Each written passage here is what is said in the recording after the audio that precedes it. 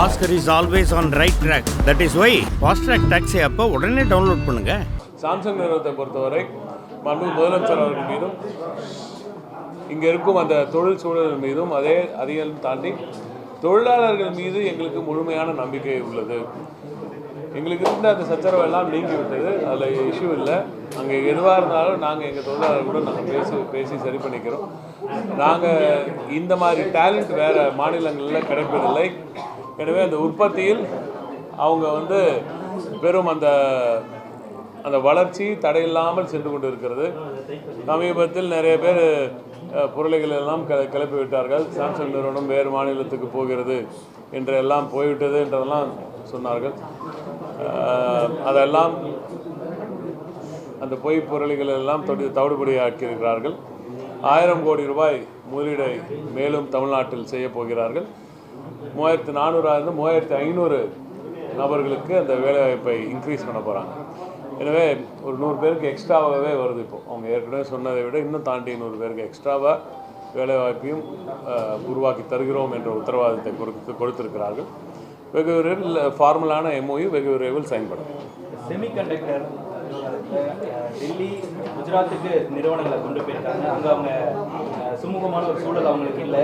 விரைவில் முதலமைச்சர் ஒரு அறிவிப்பு வெளியிடுவாருன்னா சொல்லியிருந்தீங்க. அதான் முதலமைச்சர் தான் அந்த அறிவிப்பு வெளியிடுவான்னு சொல்கிறேன். நான் சொல்கிறேன் நிச்சயமாக முதலமைச்சர் தான் பண்ணுவார். முதலமைச்சர் தான் பண்ணுவார். அது நீங்கள் கொஞ்சம் காத்திருக்கணும். ஏன்னா ஒரு மிக முக்கியமான ஒரு முடிவை எடுத்திருக்கிறோம். உங்களுக்கே நல்லா தெரியும், செமிகண்டக்டர் துறையில் டேலண்ட் எல்லாம் தமிழ்நாட்டில் இருக்குது. தமிழ்நாட்டில் இத்தனை ஆண்டு கால திராவிட மாடல் ஆட்சியில் பெரியார், அண்ணா, கலைஞர்கள் எல்லாம் வளர்த்தெடுத்த இந்த தமிழ்நாட்டில் அந்த டேலண்ட் இந்த இப்படிப்பட்ட படித்த நல்ல படித்த இளைஞர்கள் கிடைப்பது மற்ற இடத்துலலாம் ரொம்ப கஷ்டம்.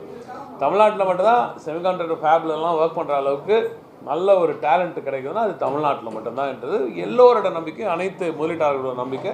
செமிகண்டக்டர் இண்டஸ்ட்ரியில் இருக்கவங்களுக்குலாம் நல்லா தெரியும். அதனால தான் முதல்ல இங்கே வராங்க. ஆனால் வந்துட்டு இங்கே PLI அந்த ஸ்கீமில் அவங்களுக்கு ஒரு 50% ஒன்றிய அரசோட நிதி கிடைக்குது. அதனால் அதை வாங்கிறதுக்கு டெல்லி போகும்போது தான் அங்கெல்லாம் கொஞ்சம் வேலையெல்லாம் செய்து அவர் இப்போ மற்ற இடத்துக்கு கூப்பிட்டு போகிறாங்க. அது அவங்க ஊருக்கு செய்யணும்னு ஆசைப்பட்றாங்க, பண்ணுறாங்க. அதான் நான் சொன்ன பேரவையில் கூட அதான் சொன்னேன். எத்தனை தடக்கல் வந்தாலும் அதையெல்லாம் தகர்த்தெறிந்து நிச்சயமாக திராவிட நாயகன் அவர்கள் தமிழ்நாட்டை ஒரு செமிகண்டக்டர் கேபிட்டலாக நிச்சயமாக மாற்றுவார். அதைத்தான் அமெரிக்காவுக்கு சென்று செமிகண்டக்டர் என்டையர் வேல்யூ செயினை நம்ம தோறோம். நம்ம அவங்க மாதிரி வெறும் ஃபேப் மட்டும் போல அது நிறைய அதுக்கு தண்ணியும் இதெல்லாம் தேவைப்படும். இருந்தாலும் அதை எடுத்துகிட்டு வரோம். பட் என்ன சைஸில் எடுத்துகிட்டு வரோன்றது இருக்குது.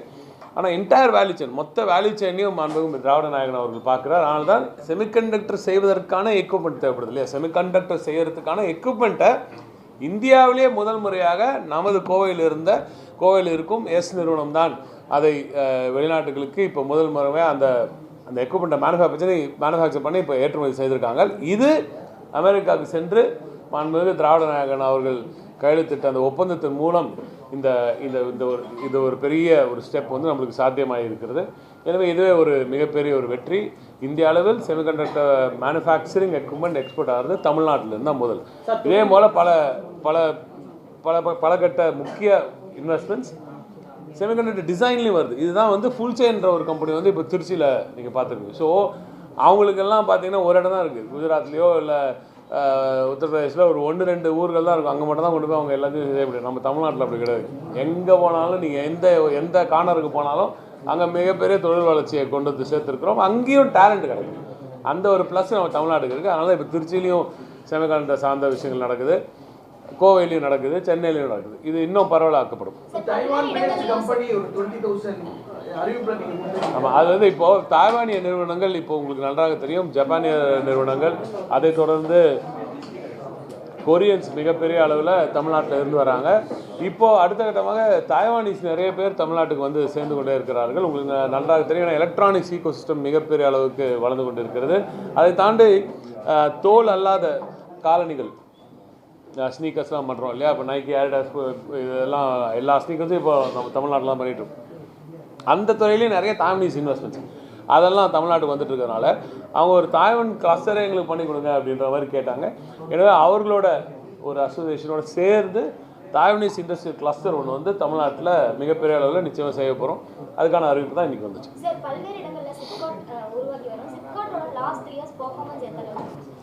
சிப்காட்டோட ஒன்றே ஒன்று மட்டும் சொல்கிறேன், பல்வேறு இடங்களில் நீங்கள் உருவாக்கிட்டு வரோன்னு சொல்கிறீங்களே, அதில் ஒரே ஒரு டேட்டா மட்டும் நான் நிச்சயமாக உங்களுக்கு சொல்லணும். 73லேருந்து 2021 வரை, 73லேருந்து 2021 வரை தமிழ்நாட்டில் 24 சிப்காட் தான் உருவாக்கணும்.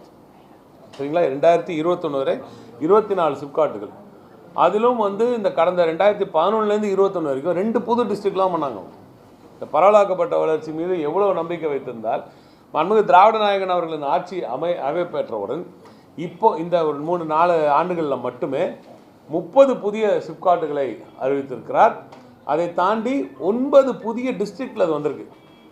ஸோ இப்போ நீங்கள் ஓவராலாக பார்த்தீங்கன்னா, இப்போ நாங்கள் இன்னும் எடுக்கிறது எல்ஏ இஷ்யூ பண்ணியிருக்கிறது, எல்பிஎஸ் இஷ்யூ பண்ணுறதுலாம் பார்த்தீங்கன்னா இருந்தாலும் 34 டிஸ்ட்ரிக்டில் இப்போது சிப்காட் தொழில்பூங்காவை கொண்டு வந்து சேர்த்தாச்சு. இப்போ சென்னை டிஸ்ட்ரிக்ட்டு, இப்போ மயிலாடுதுறை, இது போன்ற ஒரு சில இடங்களில் மட்டும்தான் இன்னும் 4 டிஸ்ட்ரிக்டில் மட்டும்தான் நம்ம சிப்காட் இன்னும் இல்லை. எனவே எங்கெல்லாம் முடியுமோ அங்கெல்லாம் புதிய தொழில் வளர்ச்சியை கொண்டு வந்து சேர்ப்பதற்காக மாண்புமிகு திராவிட நாயகன் அவர்கள் உழைத்து கொண்டிருக்கிறார். உங்களுக்கு அதில் இன்னொரு ஒரு இம்பார்ட்டண்டான ஒரு செய்தி இன்றைக்கி சொன்னோம். 48,000 சில்லற ஏக்கர் நிலத்தை எடுத்திருக்கோம். அதில் எல்லாரும் நிறைய பேர் சொல்கிறாங்க நஞ்ச நிலத்தை எடுக்கிறாங்க, நஞ்ச நிலத்தை எடுக்கிறாங்க. நாங்கள் கணக்கு போட்டே பார்த்தோம், நாங்கள் எவ்வளோ தான் ஆக்சுவலாக எடுத்திருக்கோம்னு கணக்கு போட்டு பார்த்தோம். 0.96 0.96%, 1% கீழ் தான் நஞ்ச நிலங்களை எடுக்கிறோம். அதுவும் எப்போ எடுக்கிறோன்னா, வேறு வழி இல்லாமல் 2 பெரிய பாக்கெட், இப்போ நான் அரசு புறம்போக்கு ஒரு சைடில், இன்னொரு பக்கத்தில் அரசு புறம்போக்கு இருக்குது, இது 2த்தையும் சேர்த்தா பெரிய யூனிட்டாக பண்ணலாம் அப்படின்னும் போது அந்த வழித்தரத்துக்கோ இல்லை 2 சைடில் பட்டாதாரத்துக்கு கொடுக்கறதுக்கு ரெடியாக இருக்காங்க, ஒரு இடத்துல மட்டும் எடுக்க வேண்டியதாக இருக்குது, இல்லை அவங்களதே நஞ்ச நிலமாக இருக்குது அதில் நாங்கள் எடுத்துக்கலாம் பரவாயில்லன்னு அவங்க கொடுக்கும்போது, இப்படிப்பட்ட அசாதாரண சூழ்நிலைகள் தான் நஞ்ச நிலங்கள் சிப்காட்டுக்காக எடுக்கப்படுகிறது என்ற தகவலையும் இன்று கூறுகிறேன். சார், தொழில்துறை வளர்ச்சிக்கு ஸ்கில்டு லேபர்ஸ் ரொம்ப இம்பார்ட்டன்ட். பாலிடெக்னிக் காலேஜஸில் தமிழ்நாட்டில் ப்ரைவேட்லேயோ கவர்மெண்ட் காலேஜஸ்லோ மாணவர் சக்தி ரொம்ப குறைஞ்சிருக்கு. இது நீங்கள் எப்படி அதை நீங்கள் ரொம்ப ரொம்ப கரெக்டான கேள்வி நான் சரியான நேரத்தில் கேட்டீங்க. இன்றைக்கி நம்ம வின்ஃபாஸ்ட் பற்றி பேசியிருந்தோம் சட்டமன்றத்தில், நீங்கள் கேட்டிங்களா? அதில் வின்ஃபாஸ்ட் நிறுவனம் தமிழ்நாட்டுக்கு வர்றது எவ்வளோ பெரிய, நம்ம எப்படி போராடி அதை கொண்டு வந்தோம் உங்களுக்கு தெரியும். வேறு மாநிலத்துக்கு போக வேண்டியது, கடைசி ஒரு 3-4 வேலையில் மாண்புமிகு முதலமைச்சர் கொடுத்த அந்த உற்சாகத்தில் நேராக போனோம், பேசணும், முடித்து கூட்டின்னு வந்துட்டோம். எல்லாம் கூட்டின்னு வந்துட்டோம் நிறுவனத்தை, மிகப்பெரிய தொழிற்சாலை. ஆனால் அவங்க வந்த பிறகு நாங்கள் கிரவுண்ட் பிரேக்கிங் செரமனி அப்போ, அடிக்கல் நாட்டு விழா அப்போ அவங்க சொல்கிறாங்க, ஆட்கள் இங்கே கிடைக்குமா தெரில, நாங்கள் எப்படியும் மற்ற மாநிலங்கள்லாம் போகணும்னு நினைக்கிறேன், மற்ற பகுதிகளெல்லாம் தமிழ்நாட்டுக்குள்ளே மற்ற மாவட்டங்களுக்கெல்லாம் கூட போகணும்னு நினைக்கிறேன் அப்படின்னு சொல்லி அவங்க பேசினாங்க. சட்டுன்னு உடனே நானும் சரி, மாண்புமிகு பாராளுமன்ற உறுப்பினர் கவிஞர் கனிமொழி அவர்களும் உடனடியாக சொன்ன, நீங்கள் தமிழ்நாட்டுக்கு பற்றி உங்களுக்கு இன்னும் தெரியல முழுசாக, தமிழ்நாட்டில் மட்டும்தான் எங்கு சென்றாலும் நிச்சயமாக உங்களுக்கு தேவைப்படும் அளவை விட அதிக திறன் பெற்ற மாணவர்கள் கிடைப்பார்கள் என்று கூறி உடனடியாக மாண்புமிகு துணை முதலமைச்சர் அவர்களிடம் பேசி இந்த மான்முதல் மூலம் ட்ரெயின் பண்ண ஸ்டாஃப் எல்லாம் வச்சு அங்கே இருக்கிற பாலிடெக்னிக் ஸ்டூடெண்ட்ஸை பிடிச்சி ஒரு 4 சுற்றுவட்டார பகுதியில் எல்லா தொகுதிகளிலும் ஆட்களை எடுத்து 344 பேரை செலக்ட் பண்ணி அதில் 304 பேர் அவங்களுக்கு இன்டர்வியூ ட்ரைனிங் வரைக்கும் கொடுத்தோம். சாதாரண ட்ரைனிங், இன்டர்வியூ ட்ரைனிங் வரைக்கும் அங்கே இருக்கிற நம்ம இளம்பாக்கத்துன்ற நமது கலெக்டர் அவர்கள்லாம் இறங்கி களமிறங்கி 344 பேரை செலக்ட் பண்ணி அதில் 304 பேர் இன்டர்வியூ வரைக்கும் எல்லாமே ஃபுல்லாக நாங்களே ஒரு கட்ட தேர்வெல்லாம் செஞ்சு கொண்டு போய் சேர்த்த பிறகு இப்போ 200 பேரை நாங்கள் இங்கேயே எடுத்துக்கிறோம், இதுவே எங்களுக்கு போதும்னு அவங்க 200 பேரை அங்கேயே உடனே எடுக்கிறோம். முதற்கட்டமாக இனிமேலும் நீங்கள் இந்த மாதிரி ட்ரெயின் பண்ணி கொடுத்தா இங்கேயே எடுத்துக்கிறோம் தாராளமானு வர முதலீட்டாளர்கள் சொல்லும் அளவுக்கு ஒரு பகுதிக்கு முதலீடு கொண்டு போய் சேர்த்தார். அந்த பகுதியில் இருக்கும் மக்களுக்கு வேலைவாய்ப்பு உறுதி செய்யும் வேலையை மாண்புமிகு திராவிட நாயகன் அவர்கள் செய்தார். எது படித்தாலும் நீங்கள் படித்தால் போதும், நிச்சயமாக தமிழ்நாட்டில் வேலைவாய்ப்பு இருக்கிறது. எந்தெந்த படிப்புக்கு என்னென்ன வேலைவாய்ப்புகள், அதற்கேற்ப அந்த வேலைவாய்ப்புகள் உருவாக்கக்கூடிய அந்த முதலீடுகளை மாண்புமிகு திராவிட நாயகன் கொண்டு வருவார். எந்த அளவுக்குன்னா இன்னைக்கு இந்தியாவின் நம்பர் 1 மாநிலமாக தமிழ்நாடு திகழ்கிற அளவுக்கு இருக்குது. 9.69% எக்கனாமிக் க்ரோத் நீங்கள் பார்த்தீங்க. பொருளாதார வளர்ச்சியில் நம்பர் 1 மாநிலமாக இன்று மாண்புமிகு திராவிட நாயகன் அவர்களின் இந்த தமிழ்நாடு தான் திகழ்கிறது. நிச்சயமாக $1 ட்ரில்லியன் எக்கானமியை நோக்கி தான் மிக வேகத்தில், அதிவேகத்தில், நல்ல சரியான வேகத்தில் நாம் பயணித்து கொண்டு இருக்கிறோம். உலகத்தில் இருக்கிற பல்வேறு ஜியோபொலிட்டிக்கல் சுச்சுவேஷன்லாம் நீங்கள் பார்க்குறீங்க. இப்போ ட்ரம்ப் அட்மினிஸ்ட்ரேஷன் வந்த பிறகு அங்கே இருக்கிற சுச்சுவேஷன்லாம் பார்க்குறீங்க. இதில் பல இடத்துல கேன்சல் ஆகிட்டு கம்மியாகிட்டுலாம் இருக்குது. இன்னும் தமிழ்நாட்டில் தான் நல்ல ஸ்ட்ராங்காக நம்ம அப்படியே பிடிச்சிக்கிட்டு இருக்கோம். ஏன்னா இங்கே இருக்கிற அந்த முதலீட்டு அந்த சூழல் மிக சிறப்பாக இருப்பதனால் பாதுகாப்பான ஒரு மாநிலமாக மிகுந்த டேலண்ட் மிகுந்த ஒரு மாநிலமாக தமிழ்நாடு இருப்பதனால் தொடர்ந்து என்ன தான் உலகத்தில் நடந்தால் கூட தமிழ்நாட்டில் தொடர்ந்து நம்மளுக்கு பாசிட்டிவ் growth இருந்துக்கிட்டே இருக்குது. திராவிட நாயகன் அவர்கள் ஆட்சி நிச்சயமாக $1 trillion கனவு நினைவாகும். பொதுத்துறை நிறுவனங்கள் திமுக ஆட்சி காலத்துல தான் தனியாருக்கு கொடுக்கப்பட்டதுன்னு அதிமுக தரப்புல இருந்து சொல்றாங்க. எங்க கொடுத்தாங்க? அதான் நீங்கள் படிச்சு அடிச்சாச்சு. நாங்கள் அதை தாண்டி உங்களுக்கு என்ன இருக்குன்னு கூட இப்போ நம்ம நிதி அமைச்சர் உடனே கேட்டார். இன்றைக்கி அவங்க யார் கூட கை கோத்துட்டு நிற்கிறாங்க? அதிமுக அது பாஜகவோட கை கோத்துன்னு நிற்கிறாங்க. அதனால தான் உடனடியாக நிதி அமைச்சர் கேட்டார். பட் அவங்களோட கொரோனாவும் இல்லை என்று சொல்லியிருக்கிறார், சட்டமன்றத்தில் சொல்லியிருக்கிறார். அப்படியே இருப்பார் என்று நம்புவோம், பார்ப்போம். திமுக அரசு அமைஞ்ச பிறகு 10 லட்சம் கோடி அளவுக்கான முதலீடுகள் நம்ம ஈர்த்திருக்கோம். எவ்வளவு பேருக்கு வேலை வாய்ப்பு உறுதி செய்யும்? 10,24,000 கோடி, ஏறத்தாழ 32 லட்சம் பேருக்கு வேலை வாய்ப்பு உருவாகும் அளவுக்கு அந்த எம்ஓஎஸ்லாம் சைன் பண்ணணும். ஒரு எம்ஓஇ சைன் பண்ணும்போது தான் முதல்ல வந்து எம்ஓஇ சைன் பண்ண பிறகு அவன் பல கட்ட அப்ளிகேஷன்ஸ் பண்ணணும். அதுக்கப்புறமா நிலத்தை வாங்கணும். சில பேர் ரெண்டல் இதில் போவாங்க. அதற்கு பிறகு கிளியரன்ஸஸ்க்கெல்லாம் அப்ளை பண்ணணும். அந்த கிளியரன்ஸ் எல்லாம் பண்ண பிறகு படிப்படியாக அவங்க ஃபஸ்ட்டு ஃபேஸ் இன்வெஸ்ட்மெண்ட் அப்படின்னு நீங்கள் முடிவு பண்ணுறது லேண்ட். ஒரு லேண்டை வாங்கிட்டு ஒருத்தர் சும்மா உட்காரக்கு போகிறதில்ல இல்லையா? ஃபஸ்ட்டு இன்வெஸ்ட்மெண்ட் ஒரு லேண்டோ இல்லை ஒரு ரெண்டல் அக்காமடேஷனோ ஏதோ ஒன்று எடுத்துட்டாங்கன்னா ஓகே, அதுலேருந்து நம்ம இன்வெஸ்ட்மெண்ட் கணக்கு பண்ணலாம். ஆனால் அந்த இன்வெஸ்ட்மெண்ட் கூட வராது தான் 2015 ஜிம்லேயும் சரி 2019 ஜிம்லேயும் நிறைய நடந்துச்சு. அது நான் ரொம்ப டீட்டெயிலாக சொல்ல வேணாம். சட்டமன்றத்தில் அது சும்மா திருப்பி வாக்குவாதமாக தான் போகுமே தவிர அவங்க ஒத்துக்க மாட்டாங்க. அதனால தான் அதுக்குள்ளே டீட்டெயிலாக போகல. 15 ரொம்ப மோசமாக இருந்துச்சு. 19 வந்து ஓரளவுக்கு நாமும் அவங்களுக்கு வந்து ஃபேராக இருக்கணும். ஏன்னா 19 வந்த பிறகு 20 வந்து கோவிட் வந்துடுச்சு. அதனால் அவங்க கொண்டு வந்த அந்த திட்டத்தையும் அதை ஃபுல்லாத்தையும் கிளியர் பண்ண பிறகு கூட 36.23% தான் அவங்களோட இதை வந்துச்சு. நாங்களே முயற்சி பண்ணி அவங்க போட்டதாக சொன்ன எம்ஓஇசியும் நமது தலைவரோட ஆட்சி தான் அதையும் வந்து சரி செஞ்சிச்சு. முடிஞ்ச அளவுக்கு பார்த்தோம் 36% அதில் கிளியர் பண்ணியிருக்கோம்.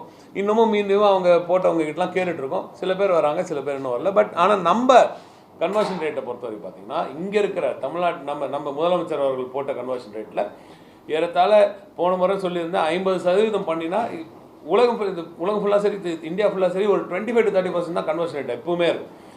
50% வந்தால் சூப்பர்னு சொன்னாங்க. அதான் ஜிம்மில் சொன்னாங்க. இப்போ நாங்களும் ஜிம்மில் சொன்னால் 50 இல்லை 60% நிச்சயமாக ட்ரை பண்ணுவோம் சொன்னோம். அதை சென்ற ஆண்டே அதை அச்சீவ் பண்ணோம். சென்ற ஆண்டே இதே மாதிரி இந்த நம்ம மானிய கோரிக்கையில் நான் சொல்லியிருந்தேன். நான் போய் அது தலைவர்கிட்ட சொன்ன உடனே அவர் டக்குன்னு பாராட்டுறதை தாண்டி 70 எப்போ பண்ணுவேன்னு கேட்டார். அதனால தான் இன்றைக்கி ரொம்ப ஓராண்டாக ரொம்ப கடினமாக முயற்சித்து இன்றைக்கி 72% இன்று எட்டி இருக்கிறோம். நிச்சயமாக சொல்கிறேன், தலைவர் வந்து ஜிம்மில் சொன்னார், ராஜா வந்து பாஸ் ஆகிட்டான் ஜிம் நடத்தி அப்படின்னு சொன்னார். பாஸ் மார்க் வாங்குகிற பசங்க தலைவரோட பிள்ளைங்களில் நாங்கள் நிச்சயமாக டிஸ்டிங்ஷன் வாங்குவோம். நிச்சயமாக டிஸ்டிங்ஷன் வாங்குகிற அளவுக்கு 80% தாண்டுற அளவுக்கு உழைத்து நிச்சயமாக அந்த கன்வர்ஷன் ரேட்டை கொண்டு வந்து நிறுத்துவோம். ஏன்னா நம்ம சைன் பண்ணதெல்லாம் உண்மையாக வரணும். இது மட்டும் தயவு செஞ்சு நல்லா நோட் பண்ணுவோம். தமிழ்நாடு கவர்மெண்ட் வந்து இன்றைக்கி வந்து திராவிட நாயகன் அவர்களின் கவர்மெண்ட் ஒரு ஜாப்பனீஸ் ஸ்டைலில் இயங்கிட்டு இருக்கு. நம்ம சும்மா போகிறவங்ககிட்டலாம் கையெழுத்தெல்லாம் போடுறது. நம்ம உங்ககிட்ட ஊடக நம்பர்கிட்ட வந்து இன்றைக்கி 10,000 கோடி வாங்கிட்டோம், நாங்கள் 20,000 கோடி முதலீடு வாங்கிட்டோம் அப்படின்றலாம் சொல்கிறதுக்கெல்லாம் நாங்கள் பண்ணல. ஏன்னா ஒரு வாக்கை கொடுத்தால் அது சரியாக நிரூபிக்க வேண்டும், அது சரியாக இருக்க வேண்டும், அது வேலை வாய்ப்புகளாக மாற வேண்டும்ன்றது தலைவர் ரொம்ப கிளியராக, முதலமைச்சர் ரொம்ப கிளியராக. அதனால் முதலமைச்சர் அவர்கள்கிட்ட பணிபுரியும் நாங்கள், எங்களை போன்ற எல்லோரும் அவர்கிட்ட ஒரு வார்த்தையை சொல்லிவிட்டு அது நடக்கலைன்னா நான் சரி அது என்ன மீடியாக்கிட்ட சொல்லிட்டு போயிடலாம் அப்படின்ற மாதிரிலாம் பண்ணவே முடியாது. ஏன்னா அவர்கிட்ட பதில் சொல்ல முடியாது நாங்கள் முதல்ல. ஏன்னா அப்படிப்பட்ட ஒரு ஸ்ட்ரிக்ட் ஆஃபீஸர் அவர். அதை பொறுத்த வரைக்கும் எனவே முதலமைச்சர்கிட்ட ஒரு விஷயத்தை சொன்னால் நிச்சயமாக நடந்தாகணும். தமிழ்நாடு கூட ஒரு எம்ஓயு சைன் பண்ணால் அது நிச்சயமாக நடக்கும். அதன் மூலம் அதுக்கிட்ட நம்ம உறுதி செய்திருக்கும் அந்த இன்சென்டிவ் பேக்கேஜ் இருக்கு இல்லையா, இதுதான் எல்லா நிறுவனங்களுக்கும் முக்கியம். வேறு எந்த மாநிலமும் இன்சென்டிவ் பேக்கேஜை சரியாக கொடுக்குறதில்ல. நாம மட்டும் தான் சரியாக கொடுக்குறோம். ஏன்னா நாம மட்டும் தான் முயன்றதை சொல்கிறோம். எங்களால் இவ்வளோ தான்ப்பா கொடுக்க முடியும், வான்னா வா அப்படின்றத சொல்கிறோம். ஏன்னா இங்கே டேலண்ட் இருக்குது, நம்மளுக்கு தெரியும். அவங்களுக்கு நம்ம தேவை. இந்த மாதிரி ஆட்கள் வேறு எங்கேயும் கிடைக்க மாட்டாங்க. ஆகவே தான் நம்ம ரொம்ப இறங்கி போயெல்லாம் அவங்களுக்கெல்லாம் பண்ண தேவையில்லை. அதனால் பிடித்து சரியான முறையில் எந்த இன்வெஸ்ட்மெண்ட் தேவையோ அதுவும் எங்கே வருதோ, எங்கே இப்போ வின்ஃபாஸ்ட் வந்து அங்கே வரணும் அப்போனா ஓகே அப்படின்னு நாங்கள் சொல்லி தான் நாங்கள் இன்சென்டிவ் பேக்கேஜ் கொடுத்தோம். நீ வா தூத்துக்குடிக்கு வான்னு சொல்லி. தூத்துக்குடிக்கு வர பிறகு இப்போ பாருங்கள், தூத்துக்குடி திருநெல்வேலிலாம் எவ்வளோ ஒரு பெரிய பூம் வரப்போது பாருங்கள். எனவே இப்படி தேடி முதலீடுகளை கொண்டு வரும். வேலைவாய்ப்புகளை உறுதி செய்வபடி பார்த்தீங்கன்னா நீங்கள் இந்த ஏஎஸ்ஐ டேட்டா ஒன்று சொல்லியிருந்தால் 27 லட்சம் பேர் இன்று நம்ம தொழிற்சாலைகளை வேலை செய்கிறார்கள். புதிய வேலைவாய்ப்புகளை பொறுத்தவரை பார்த்தீங்கன்னா ஏறத்தாழ ஒரு 3 லட்சம் வேலைவாய்ப்புகளுக்கு ஏற்கனவே புதுசாக வந்த எம்ஓஇஸில் மட்டுமே கன்வெர்ட் ஆகிடுச்சு டைரக்ட். அப்புறம் நீங்கள் இன்டைரக்ட் கேர் பண்ணிங்கன்னா இன்னும் ஜாஸ்தியாக தான் இருக்கும். ஏன்னா இந்த தகவல்கள்லாம் ஒரு நிறுவனத்தினரும் கேட்டு வாங்க வேண்டியதாக இருக்கும். ஆனால் நான் கன்வர்ஷன் ரேட் பார்த்தீங்கன்னா நிலத்தை வாங்கியவர்களும் சரி, அதற்கு மேலே இருக்கவங்க எல்லாம், அது சில பேர் கமர்ஷியல் ப்ரொடக்ஷனே முடிச்சிட்டாங்க தமிழ்நாட்டை. ஏன்னா அந்தளவுக்கு வேகத்தில் இந்த தமிழ்நாடு கவர்மெண்ட் இயங்குது. அந்த கன்வர்ஷன் ரேட் அது வரைக்கும் பார்த்தீங்கன்னா மிகப்பெரிய கன்வர்ஷன் ரேட். ஏற்கனவே சொன்ன மாதிரி 70% தாண்டிட்டோம். ஓவரால் அந்த 897 MOUஸ்லேயும் மிகப்பெரிய கன்வர்ஷன் ரேட்.